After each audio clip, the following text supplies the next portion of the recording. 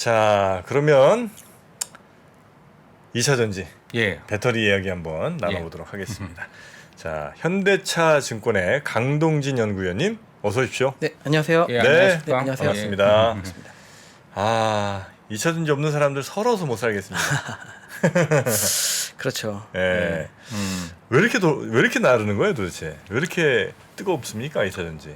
2차 전지 뭐 사실 저희 하우스 입장에서는 한 번도 2차 전지에 대해서 이제 의심을 해본 적이 별로 없었던 것 같긴 해요. 그래요? 지난 한 3, 4년 정도. 어. 근데 저희가 말씀드렸던 게 첫 번째는 이제 전기차 수요죠.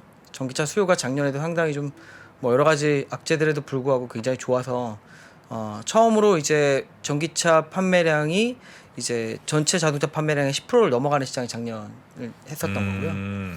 올 작년 말에 이제 상당히 좀 분위기가 뒤숭숭했었죠. 경기 침체라든지 이런 네네네. 것들로 해서 또 전기차가 좀 안 팔리는 거 아니냐 뭐 등등등 얘기 나왔었는데 테슬라가 이제 가격 인하를 하면서 저희가 사실 작년 12월 달에 연간 전망에서 그 얘기를 많이 썼었는데 네. 올해 테슬라 가격을 인하를 많이 하게 되면은 전반적인 수요를 좀 드라이브를 할 것이다라고 말씀드렸는데 저희가 생각했던 것보다 좀 더 빠른 시점에 좀 더 강력하게 좀 드라이브를 했던 것 같습니다. 거기에다가 네. IRA라는 효과들이 들어오면서 이제 어떻게 보면은 전기차 가격이 그렇지 않아도 테슬라 가격을 내려서 싼데 IRA로 인한 보조금 효과가 또 들어오면 실질적으로는 이제 가격이 내연기관차의 동급 자동차들하고 비교할 정도로 가격이 많이 내려왔다라는 겁니다. 기본적으로는. 그렇게 되다 보니까 전기차 수요가 상당히 좋아질 수밖에 없는 여건에서 한국 업체들은 미국을 중심으로 IRA 혜택이라는 약간 차별적인 이제 보조금 혜택까지 받게 되다 보니까 한국 배터리 업체들이 계속적으로 좀 좋은 상황이 되어가는 것 같습니다. 네. 그러면 그 배터리 중에서도 네네네. 특히 양극재가 좀 많이 올랐죠, 그렇죠? 네네네. 그 좀 이유가 좀 있나요? 양극재 같은 경우에는 이제 기본적으로 이제 모멘텀이 상당히 좀 강했다라고 생각을 하는 거고요. 이제 사실 올해만 많이 오른 건 아니었어요. 지난 몇 년을 돌아보면 양극재 업체들 뭐 최소한 4-5배씩 다 오른 상황이잖아요. 근데 양극재 업체들 같은 경우에는 제 생각에는 이렇습니다.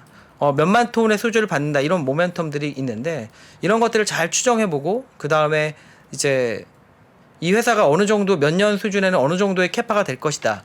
라는 이제 가이드라인들이 지어지게 되면은 미래 이 회사의 어떤 시가총액이나 이런 것들이 어느 정도는 추정이 가능해져요.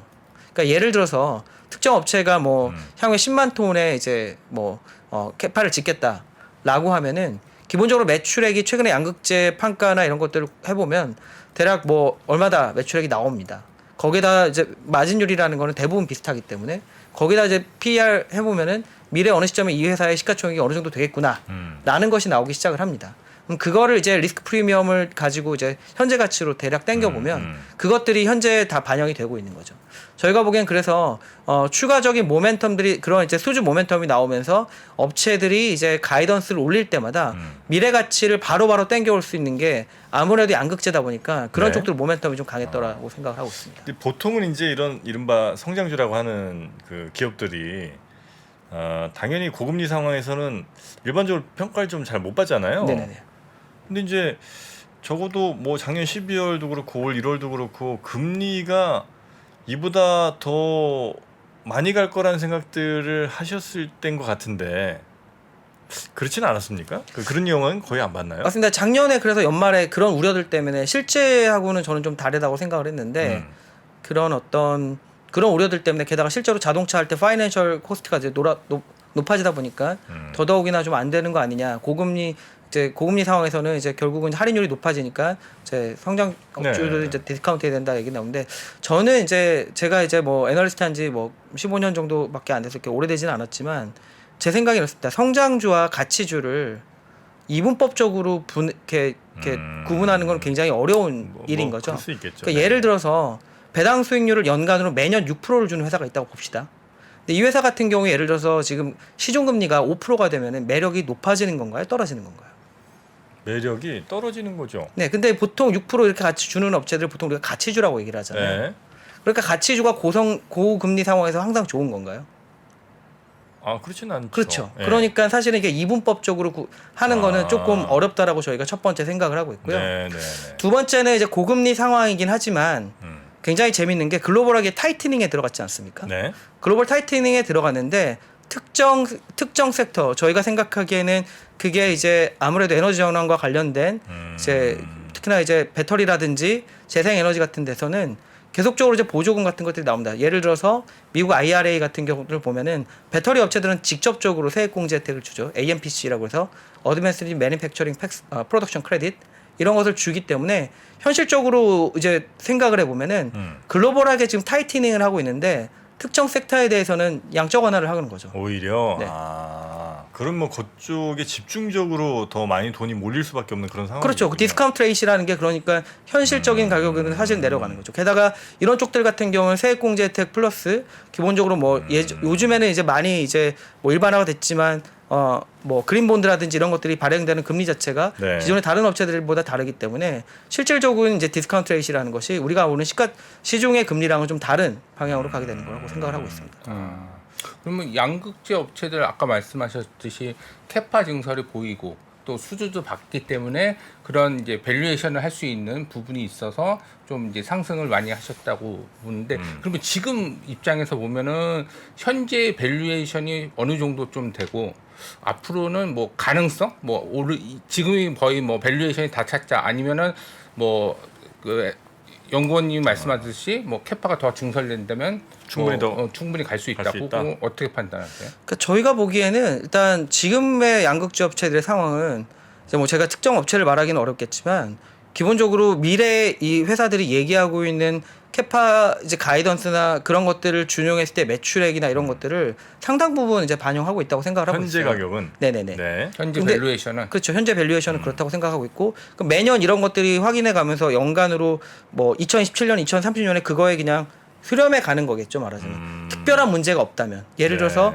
수주를 받았는데 수주를 준 업체가 생각보다 이제 생산을 잘 못해서 가이던스를 지키지 못하거나 아니면은 지금까지 이제 가이던스를 예를 들어서 뭐 50만 톤이다, 뭐 100만 톤이라 얘기를 했는데 그거에 맞는 충분한 수주를 다 못했거나 왜냐하면 지금 상황에서도 그렇게 발표는 했지만 양극재 업체들이 또 수주를 하기 위해서 서로 경쟁을 하고 있을 거니까요.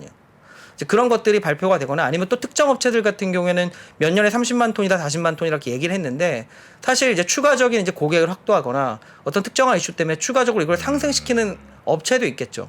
저희가 보기에는 이런 업체, 이런 가능성들을 찾아가는 것이 오히려 낫다고 생각을 하고 있는데 지금 상황에서는 상당 부분의 업체들이 이제 미래에 얘네들 이 업체들이 발표한 가이던스나 목표치에 대해서 충분한 정도의 밸류에이션을 어느 정도 받고 있다고 생각을 하고 있어서 향후에 추가적으로 예를 들어서 저희가 기대를 하는 게 IRA 세부 조항이 발표난 이후에 몇몇 이제 발주들이 있을 거라고 생각을 하는데 그 발주들이 이미 기발표한 캐파 내에서의 발주라고 하면은 네. 실질적으로 밸류에이션에 상당 부분 반영이 되어 있다고 보는 게 저희는 맞다라고 생각을 좀 하고 있습니다. 대략 지금 저 소재 업체들 몇 년도 거까지 끌어온 겁니까? 보통 27년에서 30, 뭐 짧게는 2025년, 2025년, 길게는 2030년. 뭐 이렇죠. 2025년에서 2030년 이 것까지는 땡겨와서 현재 주가에 반영을 네네. 하고 있다. 네네.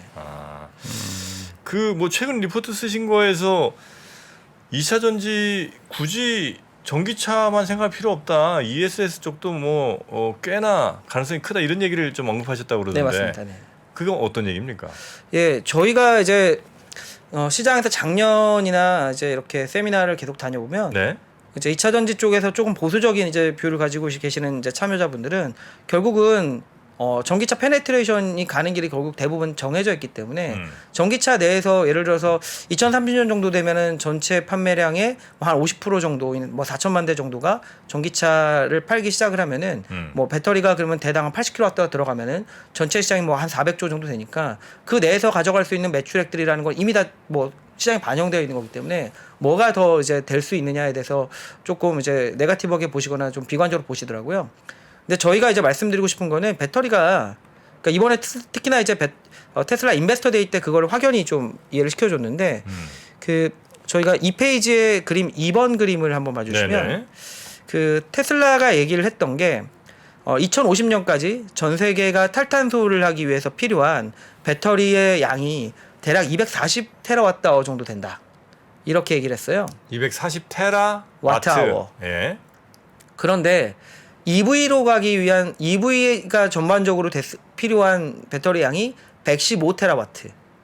그러니까 전체 필요량의 사실은 절반도 안 되는 거죠. 나머지는 다 뭐예요, 그러면? 대부분의 경우가 ESS입니다. 그러니까 저기에 보면 저기 이제 열 관리와 관련된 부분이 있고 히트펌프가 있고 재생에너지 그리드 같은 것들이 있는데 열 관리 같은 경우도 결국은 재생에너지에서 나온 전기를 저장을 했다가 그걸로 열을 생산해서 이제 대체적으로 쓴다라는 거죠. 산업계에서. 그러니까 이제 탈탄소로 가려면 이제 전체 필요한 그 전기 용량이 한 240 테라와트-아워. 테라와트 정도가 되는데 그 중에 한 절반 정도가 이제 전기차용이고 절반 미만이고요. 네. 절반이 좀 안 되는 그리고 네네. 이제 나머지 절반이 좀 넘는 수치가 네네.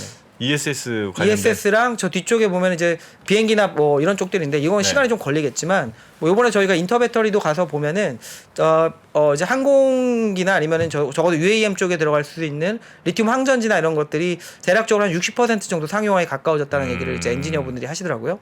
그렇게 되면 이제 항공기 쪽도 들어갈 수가 있겠죠. 배 네. 같은 경우도 충분히 들어갈 수가 있고요. 그렇기 때문에 이제 그리고 아까 전에도 잠깐 말씀을 하셨지만 저희가 이제 로봇이 한창 대세인데 로봇은 그냥 다니는 건 아니잖아요. 배터리로 다녀야죠. 네, 그렇죠. 네. 그 얼마 전에 이제 테슬라가 이제 그 휴머노이드 로봇을 시연했을 때도 4kWh 정도 되는 이제 배터리를 다 싣고 다녔었습니다. 그렇기 때문에 배터리는 굉장히 저희가 보기에는 수요에 대해서 자동차만 생각하시는 거는 너무 이 시장을 좁게 보는 작게 거다. 보시는 거다. 첫 번째. 저희가 그 말씀을 드리고 싶었던 거고요. 네. 두 번째는 배터리를 만드는 업체들이 단순히 배터리만 만들고 끝날 거냐? 라는 부분이었습니다. 왜냐면은 이제 배터리를 만드는 업체들 중에 저희가 생각하기에는 ESS를 활용을 하게 되면은 실질적으로 이제 전력 산업에 들어갈 수 있다라고 생각을 하고 있거든요. 이런 부분도 약간 테슬라가 힌트를 준 부분이 있는데 네. 4페이지의 그림 4번 요 그림을 좀 봐주시면 이게 많이들 이제 이렇게 회자가 된 그림은 아니었었는데 저는 굉장히 중요하게 봤던 뭐예요? 그림이고요. 테슬라가 이런 얘기를 했습니다. 테슬라 is an electricity retailer. 그러니까 전력 소매 사업자다. 근데 우리는 굉장히 변곡점에 와 있고 이제 겨우 시작일 뿐이다라고 했습니다. 그러니까 예를 들어서 우리나라의 전력 소매 사업자는 누군가요? 전력 소매 사업자? 네네네. 한전 아니에요? 한전이죠. 네. 한전이 된다라는 얘기겠죠. 그러니까. 전력을 그러면 어딘가로부터 사와서 네네네. 그걸 개인들에게 판매하는. 그렇죠. 네. 그러니까 그것들을 이제 재생에너지 같은 걸로부터 끌어와서 그런 것들을 ESS에 모아서 팔게 되는 겁니다. 그러니까 재생에너지가 가장 큰 단점이라는 걸 저희가 간헐성이라고 얘기를 하잖아요. 아, 그죠. 날씨 좋으면 잘 되고 네네. 바람 많이 불면 맞습니다. 많이 땡겼다가 특정 시간대에 이제 몰리게 되고 뭐 이런 거잖아요. 그러면 어떻게 되면 전력 가격이 하루 종일 또 계속 변하게 됩니다. 그러니까 예를 들어서 전력 공급광이 되면은 그 시간에 마이너스 가격이 되기도 하는 거죠. 네네네. 실질적으로 이제 독일 같은 데서 마이너스 가격을 이제 활용하기도 했고요.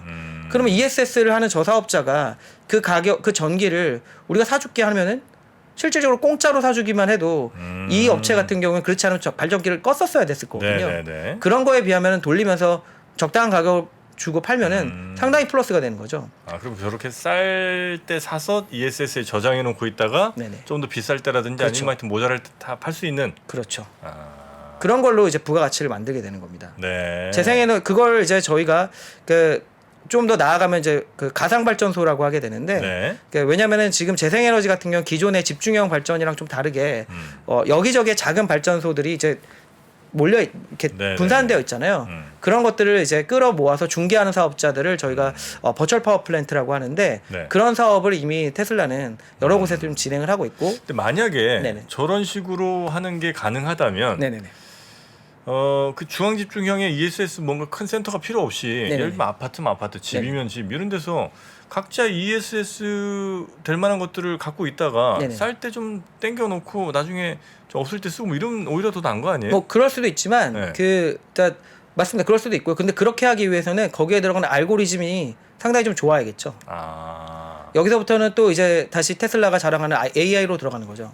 그리드라든지 뭐 이런 네. 것들. 그리드에 있어서 네. 전력 가격을 예측하고 수요를 예측하고 공급을 예측하고 이런 것들이 들어가는 거고 네. 이제 개인들이 그런 걸 하는 것보다는 아무래도 그런 거를 전문적으로 하는 사업자들이랑 하게 되는 거고 그걸 망을 하나하나 접속하는 것이 굉장히 어렵기 때문에 그 이제 미국에서도 그 FERC 같은 데서 이제 법을 개정해서 이런 이제 이런 이제 분산형 전원들을 하나로 모아서 VPP들이 전력 도매 시장에 들어갈 수 있도록 이미 제도를 개선해 놨고요. 한국도 좀 변해가는 상황입니다. 네. 네네. 네. 그래서 여기서 끝나는 게 아니라 네. 지금 굉장히 재밌는 거는 테슬라만 하더라도 네. 6페이지에 그림 8번을 봐주시면 사실 이거 테슬라가 2016년부터 그런 얘기를 했었어요. 자기네들의 이제 2016년도에 무슨 일이 있었냐고 보면은 테슬라가 그 이제 솔라시티라고 하는 태양광 업체, 태양광 설치하는 업체를 네네네. 인수했죠. 그러면서 얘네가 비전을 트랜스포테이션 회사에서 에너지 회사로 변화시켰죠 이미. 차 만드는 회사 아니다. 네네. 우린 에너지 회사다. 네. 그래서 보면은 테슬라 모터스라는 이름도 이때 모터스를 떼버렸습니다.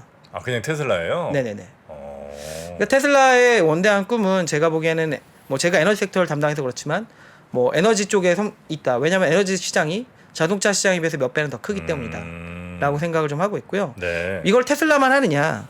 저희가 보기엔 꼭 그렇지는 않을 것 같고요. 이렇게 보시면은 그 13페이지 보시면 네.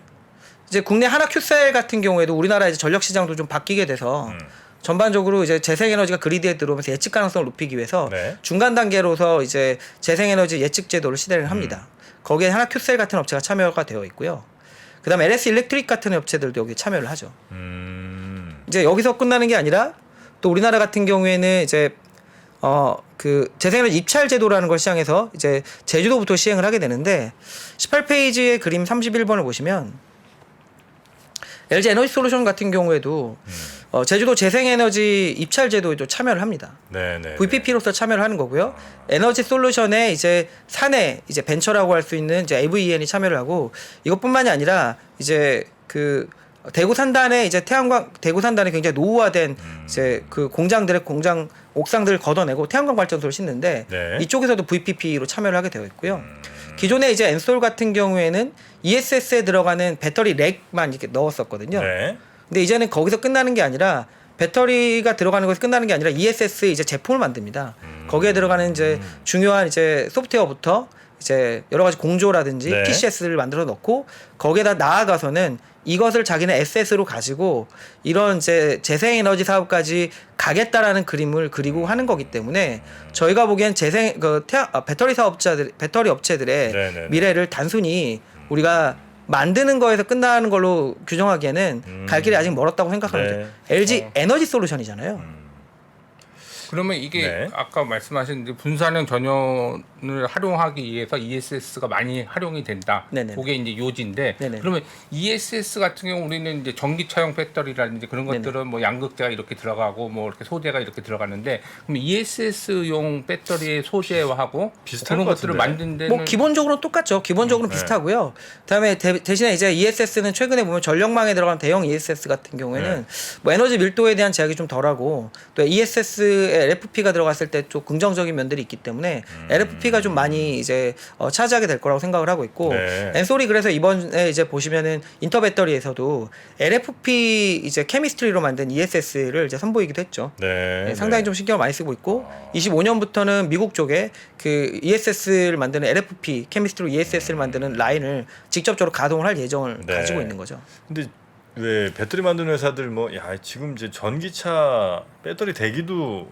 바쁘다. 그 수요도 지금 뭐 다 감당 못 한다. 이런 얘기들을 막 들렸던 것 같은데. 네네네.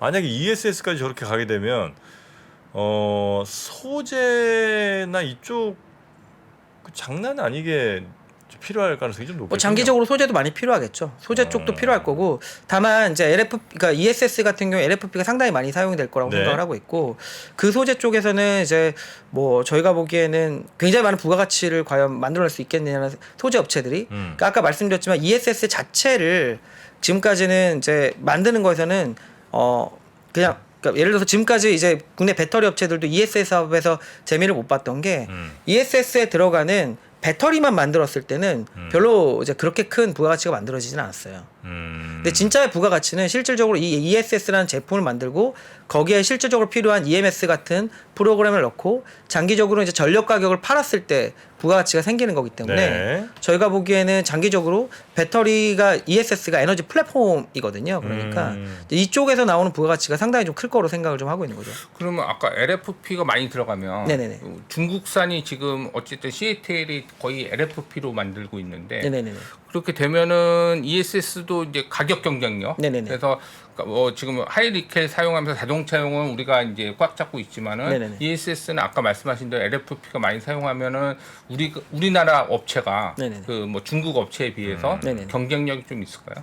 그러니까 이제 배터리 쪽을 이제 보면은 우리나라 제가 보기엔 ESS 같은 경우도 LFP를 많이 사용을 하겠지만 향후에 이제 자동차 쪽도 이번에 테슬라가 얘기한 걸 보면 네. 니켈이 들어가는 이제 배터리 같은 경우는 하이엔드 쪽 롱레인지라든지 아니면 특정한 이제 곳에 쓰고 LFP를 좀 많이 사용하겠다는 얘기를 해서 한국 업체들도 이제 중장기적으로 저희가 보기엔 자동차 쪽 LFP로 갈 거라고 생각을 하고 있는데 LFP는 저희가 보기에는 이제부터는 크게 이제 뭐랄까 중국 업체랑 했을 때도 저희가 생각하기에는 한국 업체들이 아주 못하진 않을 거라고 생각을 하고 있습니다. 첫 번째는 중국의 어쨌든 업체들이 미국으로 들어가는 것이 아주 자연스럽지는 않습니다. 뭐 포드랑 최근에 이제 CATL 얘기가 있었지만 현실적으로 이것에 대해서 굉장히 노이즈가 많은 상황이잖아요. 뭐 중국에서도 걱정을 하고 미국에서도 걱정을 하는 상황이고 또 지켜봐야 되는 게 중국 업체들이 LFP 배터리를 지금 중국 이외에서 만들어 본 적은 없습니다. 그러니까 LFP가 싼 이유가 과연 LFP라는 케미스트리가 싸서 그런 건지 중국에서. 실제로 중국에서 만들어서 싼 건지 현실적으로 저희가 보기에는 증명되지 않았다고 생각을 하고 있습니다. 어쩌면 LFP도 일본에서 만들면 훨씬 비쌀 그럴 수도 가격이 있죠. 거기서 미국에서 만들어야 되는 입장인 거잖아요. 좀- 게다가 미국에 들어가면 이제 IRA 때문에 중국의 소재를 쓰기가 어려울 거잖아요. 네네네. 과연 그렇게 하면은 똑같은 가격대 만들 수 있느냐면 저희가 보기에는 만만치 않을 겁니다. 네. 거기에 이제 양산 경쟁력이나 이런 걸로 들어가야 될 거고요. 양산 경쟁력은 한국 업체들도 그렇게 딸리진 않을 거라고 생각을 하고 있고, 그 또 LG 엔솔 같은 경우에는 이제 파우치 쪽으로 만들게 될 텐데, 파우치 기술은 LG 엔솔이 상당히 많은 IP들을 갖고 있고 노하우가 크기 때문에 또 각형으로 만드는 이제 중국의 LFP들하고도 해볼 만하지 않을까 생각을 좀 하고 있습니다. 네네네. 그 전에 네. 보면은 뭐 LCD도 그렇고 태양광도 그렇고 중국 애들이 다 중국 가잉을 들어오면서 중국. 가격 많이 낮추고 그러니까 지금 아까 이제 연구원님 말씀하신 대로 ESS 시장이 이제 앞으로 더 커진다. 네네. 막 커졌을 때 또 싼 가격으로 가격이 내려와서 네네네. 내려온다고 치면은 우리나라 업체도 어쩔 수 없이 그럴 수 있죠. 예. 가격 경쟁해야 되니까. 모든 그 얘기를 계속 하세요. 근데 저희가 생각하기에는 매우 장기는 아무도 모르는 거죠, 사실은. 뭐 근데 그때 지금- 와서 또 잘 모르는 거죠.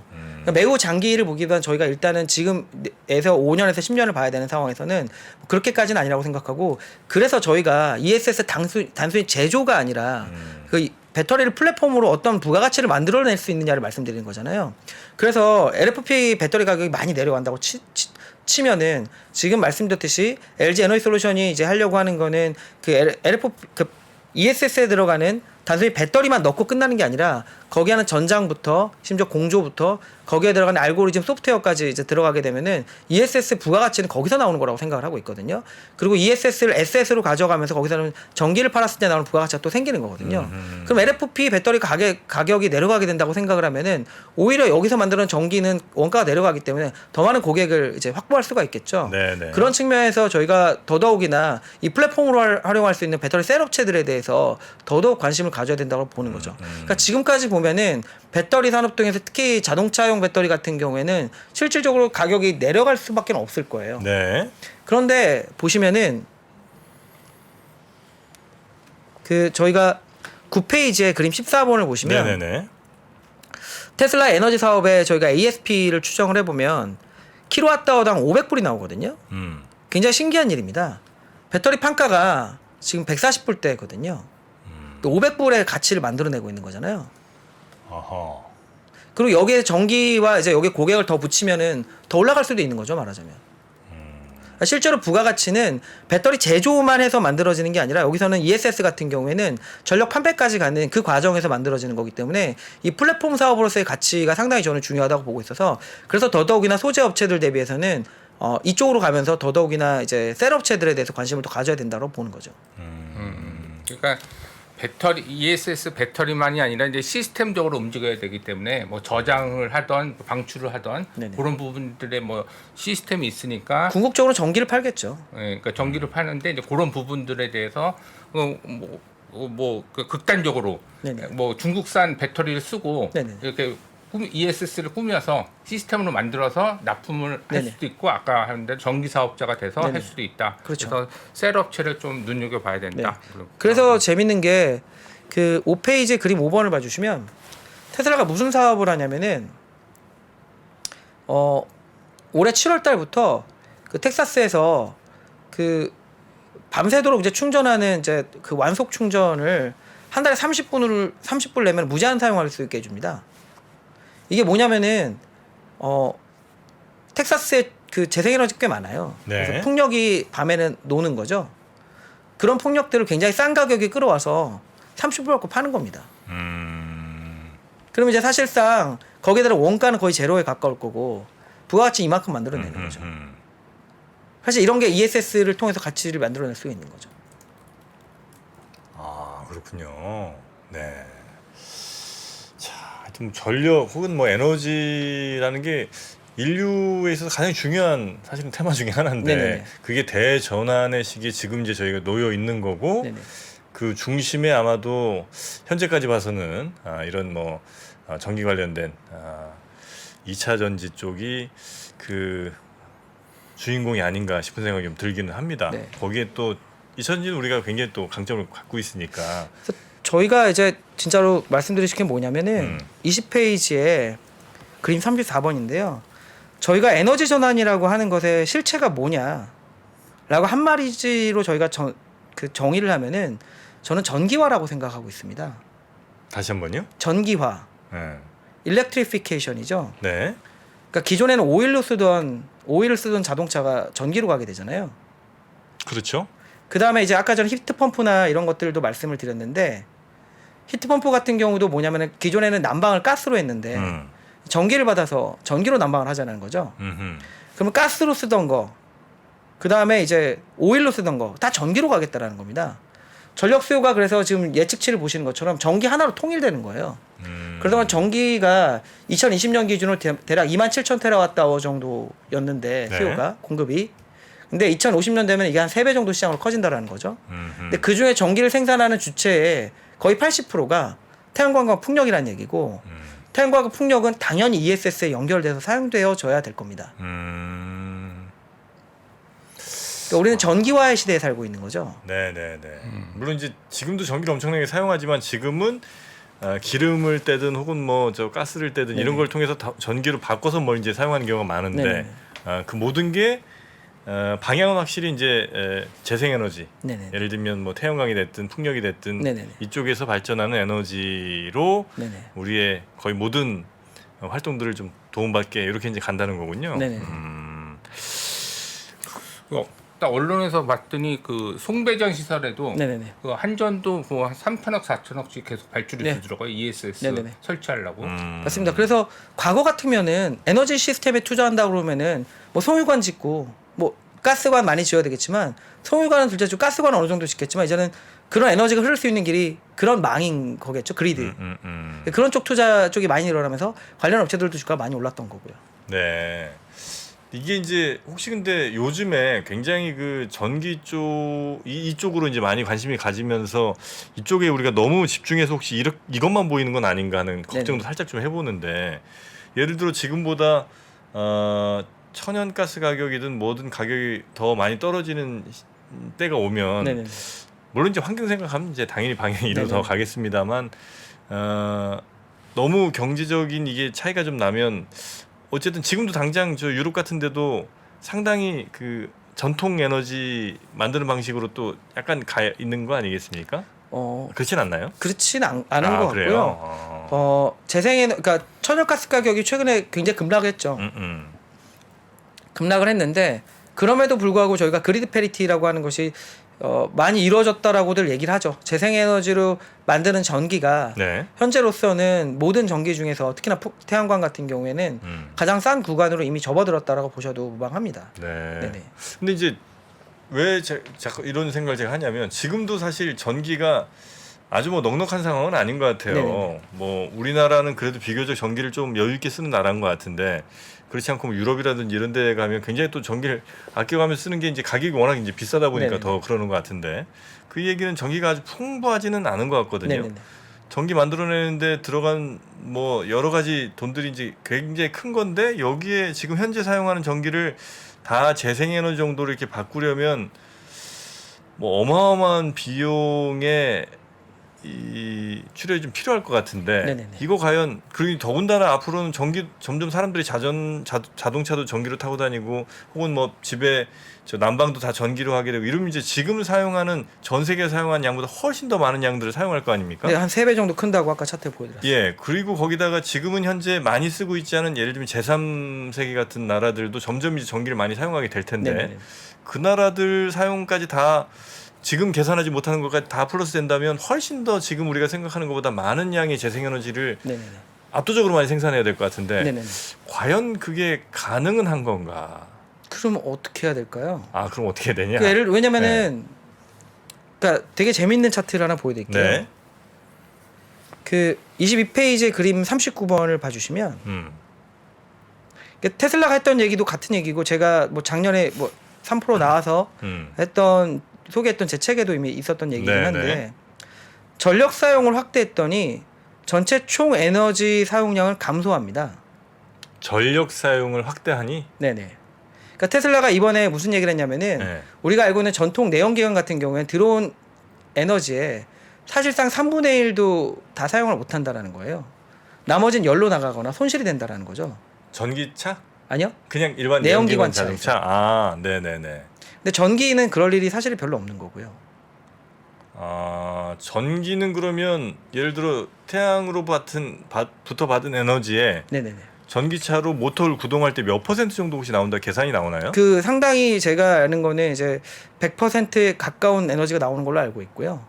그 다음에 네? 사실상 그래요? 거기서는 폐열까지 이용해서 히트펌프를 돌리기 때문에 현실적으로는 상당히 이제 높은 수준이 효율이 나옵니다. 훨씬 더 네네. 좋다. 왜냐면 지금 히트펌프 이제 전기차에 들어간 히트펌프 같은 경우에는 네. 배터리나 이런 것들 냉각하거나 뭐 거기서 나오는 이제 에너지나 그 구동 과정에서 나오는 에너지 다 이용해서 다 하거든요. 현실적으로는 이제 에너지가 들지 않지만 네. 사실은 여기서 이거 열을 만들어내거나 하는 거죠. 이걸 칠러를 통하면 또 이제 냉각이 되고요. 아, 네네네. 아, 그렇습니까? 아, 약간 전에 하여튼 이게 잘 될까? 이제 그래서 될 앨런 것 머스크가 같은데. 그런 네네. 얘기를 했습니다. 그래서 그 정확한 얘기고요. 예. 컨버스천 엔진 같은 경우에는 에너지가 사실은 중간에 소실이 많이 되는 거고 그 과정 그렇기 때문에 그러니까 우리가 지금까지 전기를 만드는 과정을 한번 생각해 보시면 지금까지 전기를 어떻게 만들었냐면은 구덩이에서 이제 천연가스를 팠어요. 파가지고 그거를 이제 가스를 관을 가지고 와서 발전소까지 움직인 다음에 발전소에서 그거를 가지고 뭐 쉽게 말하면 물을 끓여가지고 거기서는 증기를 가지고 터빈을 돌려서 네. 전기를 만드는 지난한 과정을 겪었던 거죠. 그러면 이제 오는 과정에서는 둘째치고 터빈을 돌리는 과정에서 열로 상당히 많이 빠져나가고 그렇겠죠. 뭐 등등등이 되는 거잖아요. 그래서 지금 복합화력 발전소들 일부 그거를 다시 열로 활용을 하고 뭐 그렇게 하더라도 한 뭐 60-70% 정도 효율이 나오는 걸로 알고 있는데 네. 그걸 가지고 다시 이제 송전망을 통해서 되는 건데 지금의 재생에너지는 태양광은 그냥 전기를 만들 뿐이죠.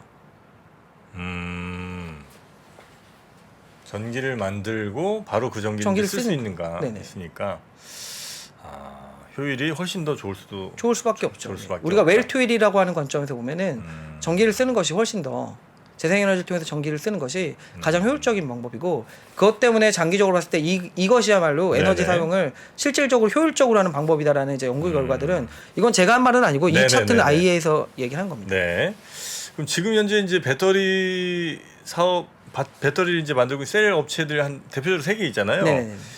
3개 업체가 전략은 다 비슷비슷합니까? 아니면 업체별로 약간 좀 차별화가 있습니까? 뭐 조금씩 차별은 있는 것 같습니다. 네. 크게는 비슷하고. 네네. 그러니까 엔솔 같은 경우 좀 더 적극적으로 좀 하고 있고 SDI 같은 경우는 캐시플로우를 관리하는 데에서 네. 이제 투자를 한다는 관점이고 뭐 SK온 같은 경우는 아직까지 ESS 쪽보다는 현재 하고 있는 것들을 조금 더 효율을 올려가야 되는 뭐 그런 상황인 거죠. 그러면 아까 말씀하신 이제 소대 쪽은 좀 네네. 이제 밸류에이션 측면에서 네네네. 좀 이렇게 좀 약간 뭐 네네. 올라갈 가능성이 조금 적어지고 네네네. 지금 말씀하신 대로 그러면 셀 업체나 뭐 다른 부분 밸류체인 네네. 중에서는 뭐 지금 좀 밸류에이션 측면에서는 어디가 좀 좋은가요? 저희는 셀 업체를 좀 말씀을 드리고 싶어요. 특히나 셀? 엔솔, 특히나 LG 에너지 솔루션을 좀 봐야 될 것 같고요. 네네. 일단은 첫 번째는 실적 전망치가 너무 낮습니다. 너무 낮아요? 네네네. 지금 저희가 보기에는 1분기 이제 컨센서스가 이제 뭐 4,400억 뭐 이런데 저희가 보기에는 충분히 5천억 이상은 날 거라고 생각을 하고 있고요. 그러면 연간으로 지금 컨센서스가 2.4조 정도 되는데 네. 하반기에 이제 미국 공장들이 안정적으로 돌아가기 시작을 하면은 저희는 3조에 육박할 거로 생각을 하고 있는데 여기서 하나 이제 또 고민을 해야 되는 게 작년부터 저희가 계속적으로 말씀드렸던 게 그 AMPC 세액공제 효과를 이제 좀 봐야 된다라는 겁니다. 네. 미국에서 이제 어떤 식의 세액공제 혜택을 주냐면은 셀을 만드는 업체들한테는 킬로와트아워당 35불의 세액공제를 해주고 거기다 이제 팩을 모듈을 만들면 10불을 더해서 이제 셀팩을 다 만들면 45불을 주는데 미국 내에 있을 때. 네네. 네. 미국 내에서 생산해서 미국 업체한테 팔았을 때 네. 미국 내에서 판매했을 때 주는 겁니다. 그러면 45불의 맥시멈을 받을 수 있게 되는데 45불이냐면 어떤 정도냐고 생각을 해보면은 아까 말씀드렸지만 배터리 판가가 140불이에요. 평균적으로. 한 팩에 네네네. 아, 한 셀 하나에 킬로와트아워당. 킬로와트아워당. 네네. 네네. 근데 그거를 45불을 준다라는 거잖아요.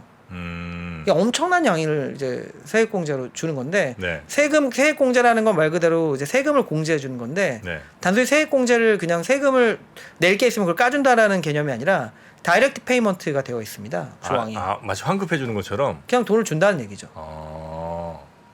미국 세액공제는 그래요. 네네. 뭐 그렇다고 하더라고요. 네, 그래서 네, 네. 최근에 이제 퍼스트 솔라 같은 미국 이제 태양광 업체 같은 경우가 굉장히 좀 이슈가 됐었던 게 그 효과들을 우리나라에서는 아직까지 좀 의심을 하는 경우가 왜냐면 너무나 돈이 많이 설마 주는 걸로 주겠어? 뭐 개선이 이런 되기 거죠? 너무 그리고 미국도 전반적으로 긴축에 들어가 있는 상황이기도 하고요. 네. 그래서 상당히 그 부분에 대해서 왈가불가가 많은데 퍼스트 솔라가 선도적으로 가이던스를 주면서 자기네들이 줄 수 있는 세액공제 효과를 영업이익에다 전부 다 넣었습니다. 그래서 주가가 50% 올랐는데 밸류에이션 멀티플이 떨어졌어요. 네. 그러니까 많은 분들이 이제 많은 애널리스트들이 미국 애널리스트들이 그걸 이제 반영을 하면서. 근데 아직까지 우리나라는 이런 것들이 다 반영이 안 돼 있고요. 네. 제가 이번에 이제 목표 주가를 올리면서 받을 수 있는 가능성의 30% 정도를 저희가 이제 반영을 했습니다. 근데 IRA 관련된 이제 최종 이제 마지막 최종 안이 3월 말경에 나와서 이런 부분이 클리어되게 되면은 뭐 미국의 퍼스트 솔라는 다 주는데 우리는 안 줄 이유는 없잖아요, 사실은. 그러니까 이제 저희가 보기엔 상당히 좀 상향 조정될 가능성이 있지 않냐. 네, 그런 네. 밸류에이션이 굉장히 싸진다. 미국이 예를 들면 반도체도 그렇고 그냥 줄까 뭐 이런 생각이 들긴 하는데 예를 네네네. 들면 뭐 초과 이익을 환수한다든지 네네. 뭐 여러 조건들을 막 달았잖아요 반도체 같은 네네네. 경우에 그래서 배터리라고 그냥 줄까? 뭐 그럴 수도 있죠. 근데 초과 이익이라는 게 참 되게 애매한데 네. 배터리 업체들은 이제 사이클 산업은 아니기 때문에 네. 뭐 잘해야 이제 영업이익 10% 나는 산업인 거잖아요. 그래서 뭐 초과 이익이라고 말할 수 있는 단계는 아닌 것 같고 네. 그리고 그 업체들이 지금 미국에서 여러 걸 투자하는 양을 보면은 캐시로는 마이너스 상태입니다 여전히.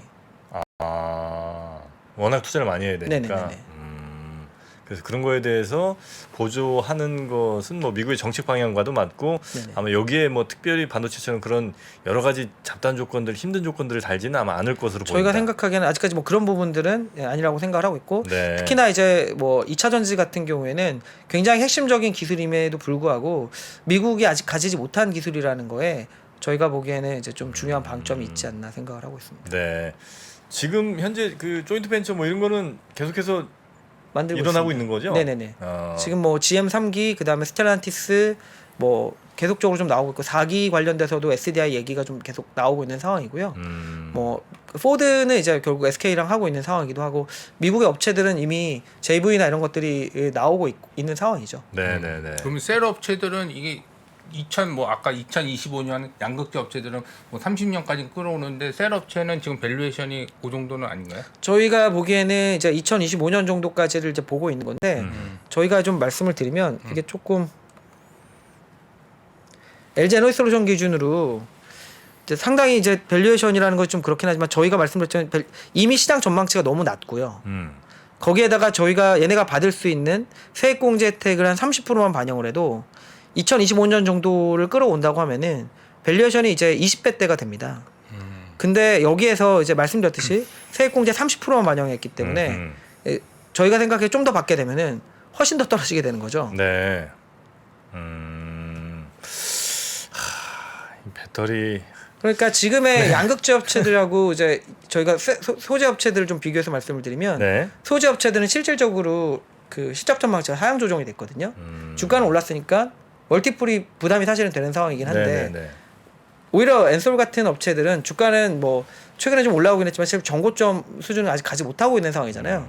실적 전망치는 계속 올라오고 있는 거죠. 네네. 더 올라올 수도 있는 룸들이 또 남아 있는 거고.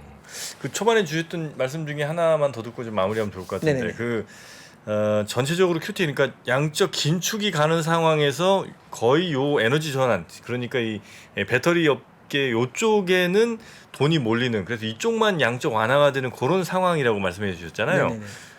그게 앞으로도 계속 이어집니까? 아니면 그 상황은 이제 어느 정도 좀 마무리가 좀 되는 상황으로 봐야 됩니까? 이제 미국의 그 IRA 그 중에서 뭐 특정한 조항 뭐 거기 다 그런 건 아닌데 네. 특정한 이제 태양광 관련된 조항을 보면은 2030년까지 이제 탄소 감축 목표를 이루지 못했을 경우에는 연장한다는 법안도 들어 있습니다. 연장한다. 네, 그러니까 그들은 이제 어쨌든 미국이 해야 되는 정책적 목표를 달성하기 위해서 네. 당분간은 이제 계속 되지 않을까. 왜냐하면 이 IRA 효과라는 게 최소 2032년까지 가는 거기 때문에 네, 적어도 뭐 저희가 보기엔 큰 그림에서 뭔가 이거를 굉장히 뒤집을 만한 네. 뭐 큰 것이 나오지 않는다라고 생각을 하면은 당분간은 지속될 거라고 생각을 하고 있습니다. 네네. 그러니까 이제 약간 저거 또 갸우뚱하는 것 중에 하나가 미국도 어쨌든 지금 전체적인 방향은 미국 내의 공장 그리고 미국 회사들 우선 뭐 이곳 쪽으로 가는 것 맞습니다. 같아서 네네. 지금은 이제 워낙 사업 초반이고 기술력이 미국이 일단 없다 보니까 초반에는 지금 LG엔솔이든 뭐 SDI든 이게 들어와서 좀 만드는 거 좀 보고 네네네. JV 등으로 이제 보고 나서 이제는 어느 정도 잡혔다 싶으면 이제 미국 업체들로 꽉 채워서 가는 건 아닐까? 왜냐면 네네네. 그 어마어마한 돈을 미국이 다른 나라 업체나 이쪽에 막 계속해서 쏴줄 것 같지는 않아서. 이게 보면은 JV 형태잖아요. 네. 그러니까 한국 업체한테만 주는 건 아니죠 현실적으로는. 아 그렇죠. 네네네. 네. 그래서 이제 그것마저도 반도 더 아까우니까 네네네. 미국에 이왕이면 더 하는 업체들이 있으면 더 뭐 그럴 수도 있죠. 미국의 업체들이 생겨났을 때는 그런 우려를 저희가 할 수도 있죠. 근데 현실적으로 아직까지 미국 내에서 배터리 캐파를 올리고 있는 업체들은 없으니. 예. 미국 업체는 사실 아직까지는 없거든요. 음. 뭐 있죠. 사실 냉정하게 따지면 테슬라가 있죠. 사실 IRA 법안의 최대 수혜자는 테슬라이기 때문에. 네네네. 네네.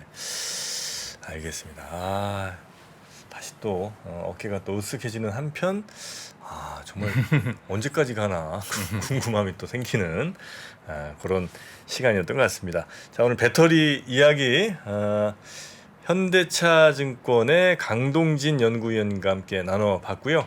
앞으로도 뭐 계속해서 배터리 아마 상당 기간은 우리 주식시장에서도 뭐 전 세계 주식시장에서 굉장히 그 주인공 역할을 많이 좀 할 것 같아서 앞으로도 좀 잘 좀 부탁드려야 될 것 잘 같습니다. 부탁드리겠습니다. 네 오늘 대단히 고맙습니다. 네, 예, 감사합니다. 고맙습니다. 고맙습니다. 네. 3프로TV가 전국 방방곡곡 숨어있는 주식 고수를 찾습니다. 내가 박근형 부장, 염승환 이사보다 시장을 더 잘 본다. 내가 이선엽 이사보다 종목 선정이 뛰어나다. 내가 박병창 이사보다 차트 분석 더 잘한다. 이렇게 자부하는 분들 저 정프로에게 오십시오. 여러분의 실력을 마음껏 뽐낼 수 있도록 판을 깔아드리겠습니다. 전국 증권사 지점의 PB, 주식 브로커, 펀드 매니저는 물론이고 전업 투자자, 슈퍼개미, 스몰개미, 기타 등등 이 시장에 대한 날카로운 분석과 통찰만 있다면 누구든 환영합니다. 숨은 고수 여러분의 많은 참여 부탁드립니다. 팔로우 미.